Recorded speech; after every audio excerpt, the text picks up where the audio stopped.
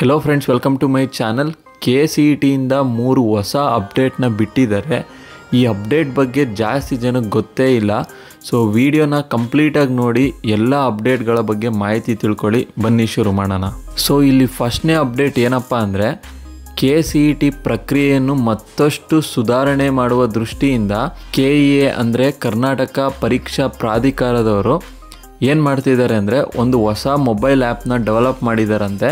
So ಈ ಆ್ಯಪ್ನ ನೀವು ಡೈರೆಕ್ಟಾಗಿ KEA ವೆಬ್ಸೈಟಲ್ಲಿ ಡೌನ್ಲೋಡ್ ಮಾಡ್ಕೋಬೋದಂತೆ. ಸೊ ನೀವೆಲ್ಲ ಕೇಳ್ಬೋದು ಈ ಆ್ಯಪಿಂದ ಏನೇನು ಯೂಸ್ ಆಗುತ್ತೆ ಅಂದರೆ, ಸೊ ಏನೇ ಹೊಸ ಅಪ್ಡೇಟ್ ಬರಲಿ ಅವರು ಈ ಆ್ಯಪಲ್ಲಿ ಡಿಸ್ಪ್ಲೇ ಮಾಡ್ತಾ ಹೋಗ್ತಾರಂತೆ. ಸೊ ಇದರಿಂದ ನಿಮಗೆ ಏನು ಅನುಕೂಲ ಅಂದರೆ ಯಾವುದೇ ಥರ ಮಾಡೆಲ್ ಕ್ವಶನ್ ಪೇಪರ್ ಆಗಿರ್ಬೋದು, ಯಾವ ಡೇಟಲ್ಲಿ ರಿಲೀಸ್ ಆಗುತ್ತೆ, ಯಾವಾಗ ಎಕ್ಸಾಮು ದಿನಾಂಕ, ಇದೆಲ್ಲ ಕೂಡ ಅವರು ಅಪ್ಡೇಟ್ ಮಾಡ್ತಾರಂತೆ ಈ ಆ್ಯಪಲ್ಲಿ.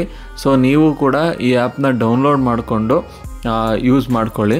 ಮತ್ತು ಎರಡನೇ ಅಪ್ಡೇಟ್ ಏನಪ್ಪ ಅಂದರೆ, ನಿಮಗೆಲ್ಲ ಗೊತ್ತಿರೋ ಹಾಗೆ KCET ಎಕ್ಸಾಮ್ ಡೇಟ್ನ ಏಪ್ರಿಲ್ 21ನೇ ತಾರೀಕು ಅಂತ ಅನೌನ್ಸ್ ಮಾಡಿದ್ರು. ಆದರೆ ಈ ಡೇಟಲ್ಲಿ ಸ್ವಲ್ಪ ಇವಾಗ ಬದಲಾವಣೆ ಮಾಡಿದ್ದಾರೆ.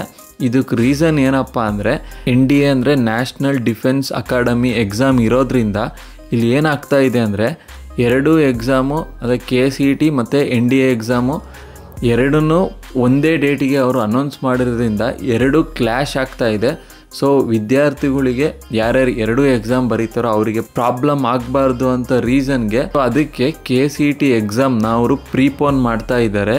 ಹಾಗಾದರೆ ಹೊಸ ಡೇಟ್ ಯಾವುದಪ್ಪ ಅಂದರೆ ಏಪ್ರಿಲ್ 18 ಮತ್ತು ಏಪ್ರಿಲ್ 19ನೇ ತಾರೀಕು ಎಕ್ಸಾಮ್ನ ನಡೆಸೋದಾಗೆ KCET ಅವರು ಅಫಿಷಿಯಲ್ ಆಗಿ ಅನೌನ್ಸ್ ಮಾಡಿದ್ದಾರೆ. ಮತ್ತು ಮೂರನೇ ಅಪ್ಡೇಟ್ ಏನಪ್ಪ ಅಂದರೆ KCET ಅಪ್ಲಿಕೇಶನ್ ಫಾರ್ಮ್ನ ಲಾಸ್ಟ್ ಡೇಟ್ ಫೆಬ್ರವರಿ 10ವರೆಗೂ ಅವರು ಎಕ್ಸ್ಟೆಂಡ್ ಮಾಡಿದ್ದಾರೆ.